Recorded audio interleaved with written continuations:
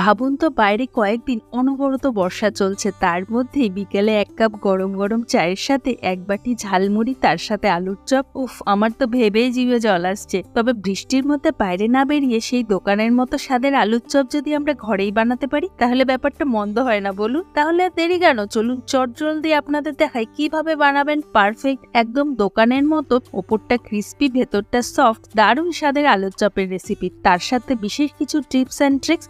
তবে ভিডিওটাকে like, share আর চ্যানেলটাকে সাবস্ক্রাইব করতে ভুলবেন না। তাহলে চলুন শুরু করা যাক।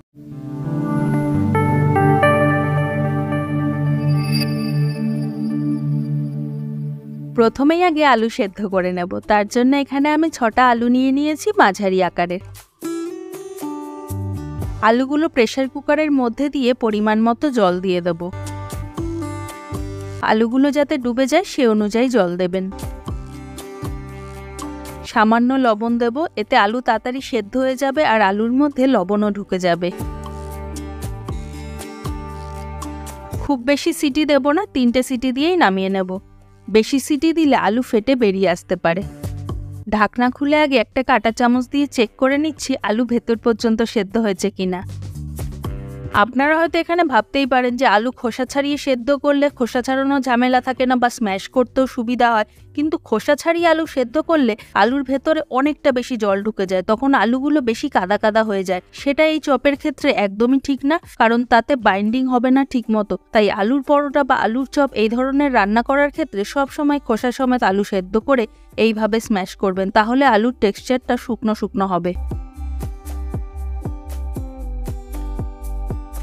চলুন আলুর পুরটা আগে বানিয়ে ফেলি। কড়াইতে পরিমাণ মতো সাদা তেল গরম করে কুচনো পেঁয়াজগুলো দিয়ে দেব। এবার বেশ কিছুক্ষণ ধরে নরম হওয়া পর্যন্ত পেঁয়াজগুলো ভাজতে হবে। পেঁয়াজ যত ভালো করে কুচনো হবে এই পুরের জন্য তত ভালো।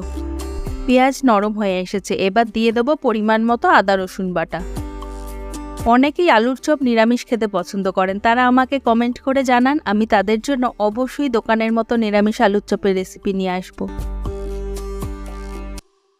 কিছু কুচনো কাঁচা লঙ্কা দিয়ে আরও কিছুক্ষণ নেড়ে নেব, যাতে কাঁচা লঙ্কার গন্ধটা ভালো মতো ছড়িয়ে যায়। আপনারা চাইলে কাঁচা লঙ্কা নাও দিতে পারেন, তবে কাঁচা লঙ্কা দিলে একটা আলাদাই গন্ধ আসে। এবার এক এক করে কিছু মশলা দিয়ে দেব। সামান্য লবণ দেব, পরিমাণ মতো হলুদ গুঁড়ো দেব, পরিমাণ মতো লঙ্কার গুঁড়ো, পরিমাণ মতো ধনে গুঁড়ো,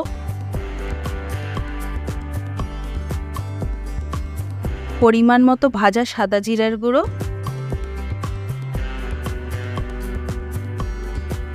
আর গরম মশলার গুঁড়ো দিয়ে ভালো করে মশলাগুলো কষিয়ে নেব।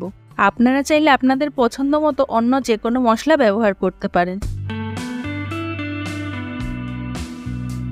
মশলাগুলো দিয়ে ভালো করে কিছুক্ষণ কষানো হয়ে গেলে সেদ্ধ করা আলুগুলো দিয়ে দেব।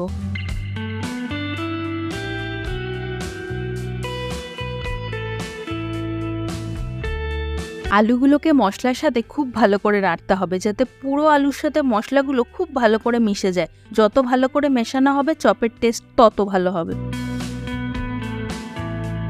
যতক্ষণ না পুরো আলুর রং পাল্টে একই রকম হয়ে যাচ্ছে ততক্ষণ নাড়তে হবে। সেদ্ধ করা আলু যাতে কোনো জায়গায় অবশিষ্ট না থাকে সেদিকে লক্ষ্য রাখবেন। ব্যাস, আলুর পুর একদম রেডি। এটা ঠান্ডা হতে থাক, ততক্ষণ চপের ব্যাটার বানিয়ে ফেলি। একটা বড় পাত্রে এক এক করে নিয়ে নেব পরিমাণ মতো বেসন,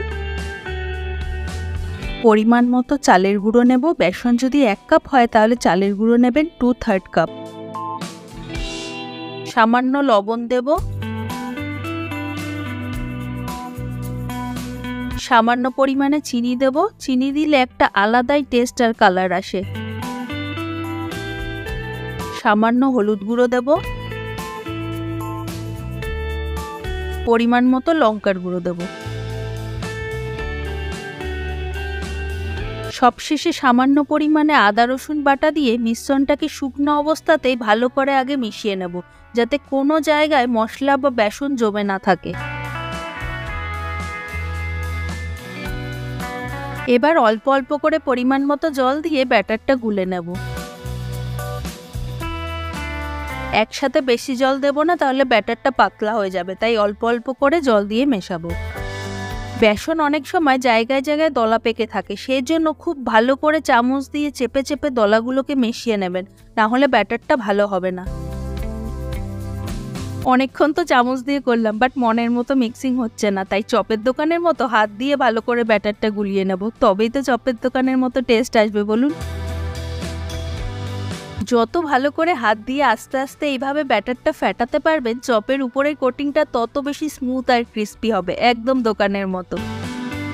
দেখুন টেক্সচারটা ঠিক এরকম হবে, খুব বেশি ঘনও হবে না, আবার খুব বেশি পাতলাও হবে না। এর মধ্যে আরেকটা খুব ইম্পর্টেন্ট জিনিস দেওয়া বাকি আছে, সেটা আস্তে আস্তে জানতে পারবেন। এবার এই ব্যাটারটাকে 10 থেকে 15 মিনিটের জন্য রেস্টে রেখে দেবো, তাহলে এই টেক্সচারটা আরও ভালো হবে।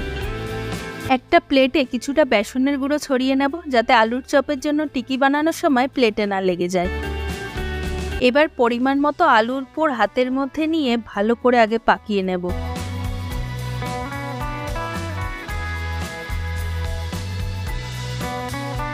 দুই হাতের তালু দিয়ে গোল করে একটা চ্যাপ্টা আকার দেব। খুব বেশি পাতলাও করব না, আবার খুব বেশি মোটাও করব না।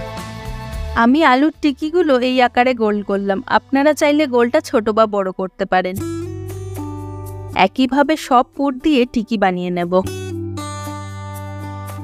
এইভাবে গোল করতে করতে দেখবেন আলু অনেক সময় হাতের তালুতে লেগে যাবে, তখন সামান্য বেসনের গুঁড়ো হাতের মধ্যে দিয়ে মাখিয়ে নেবেন, তাহলে হাতের তালুতে লাগবে না।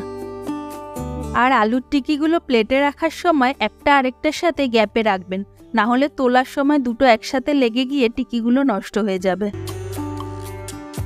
টিকি বানানো শেষ, এবার কড়াইতে অনেকটা পরিমাণে তেল গরম করে নেব, কারণ চপ অবশ্যই ডুবো তেলে ভাজতে হবে।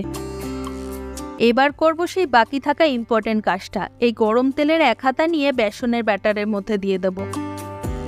একটা চামচের সাহায্যে এবার ব্যাটারটাকে খুব ভালো করে একবার ফেটিয়ে নিতে হবে, এতে চপের ওপরের কোটিংটা খুব ভালো ক্রিস্পি এবং স্মুথ হবে। হাতের 4 আঙ্গুলের সাহায্যে আলুর টিক্কিটাকে এইভাবে বেসনের মধ্যে ডুবিয়েই তুলে নেব। সঙ্গে সঙ্গে এবার গরম তেলের মধ্যে আস্তে করে ছেড়ে দেব। খুব বেশি উঁচু থেকে ছাড়বেন না, তাহলে গায়ের মধ্যে গরম তেল ছিটকে আসবে। আমি যেইভাবে করছি ঠিক এইভাবে করার চেষ্টা করবেন।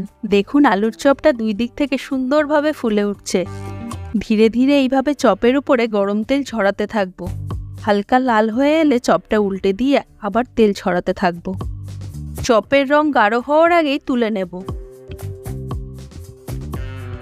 একইভাবে সব চপগুলো হালকা ভেজে তুলে নিয়ে হালকা ঠান্ডা করে নেব।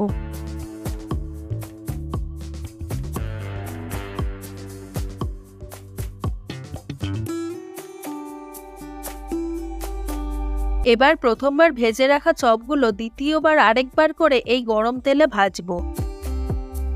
দুই পাশ গাঢ় বাদামি রং হয়ে এলেই ভালো করে তেল ঝরিয়ে তুলে নেব। চপ ভাজার ক্ষেত্রে দ্বিতীয়বার ভাজাটা কিন্তু খুবই জরুরি, এতে চপের ওপরের কোটিংটা ক্রিস্পি হবে। চপটা যখন প্রথমবার ভাজার পরে রাখা হয় তখন ভিতরে গরম ভাপে রান্না হতে থাকে, সেক্ষেত্রে দ্বিতীয়বার ভাজার পরে চপের মধ্যে টেস্ট এবং টেক্সচারের অনেক পার্থক্য আসে। সেজন্যই দোকানের চপ এত বেশি টেস্টি হয়। ওপরে সামান্য বিট নুন ছড়িয়ে দিয়েছি, এবার চলুন ভেঙে দেখার পালা। দেখুন ভাঙার পরে ভিতরে আলুর পুর থেকে ওপরের কোটিংটা সুন্দর ছেড়ে আসছে, এতেই বোঝা যায় যে চপটা কত ভালো ভাজা হয়েছে। মুড়ি ছাড়া তো চপ অসম্পূর্ণ, তাহলে চলুন একটু মুড়ি মাখা যাক। মুড়ি মাখা ছাড়া তো চপ খাওয়ার কথা ভাবাই যায় না, বিশেষ করে আমাদের বাঙালিরা। বর্ষাকালে এরকম একবারটি মুড়ি হবে, তার সাথে পেঁয়াজ কুচি, লঙ্কা কুচি, ধনেপাতা কুচি, চানাচুর আর সর্ষের তেল, এই দিয়ে মুড়ি মেখে দুটো চপ নিয়ে নিলে ব্যাস স্বর্গসুখ। তার সাথে যদি 1 কাপ চা হয়ে যায় তাহলে তো আর কোনো কথাই হবে না। আর ভিডিওটা ভালো লাগলে অবশ্যই একটা লাইক, শেয়ার আর চ্যানেলটাকে সাবস্ক্রাইব করে দেবেন।